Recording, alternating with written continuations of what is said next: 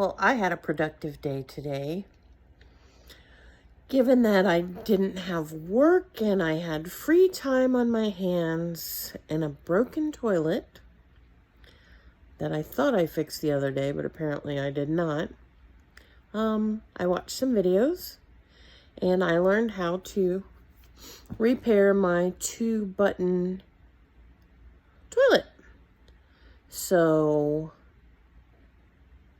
the toilet actually came from Home Depot, so I went there to get the parts because I found online that they had them there.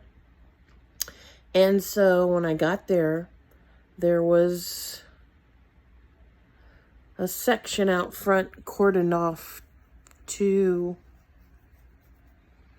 have people stand in line. Oh, my nose. To be able to enter the store. And I thought, okay, I really don't want to do it that bad. And then I remembered I could order stuff from Lowe's and go pick it up. So that's what I did. And that was an ordeal in itself. But anyway, I got the part and then I came home. And after I finally got the old part off, the new part went on easily.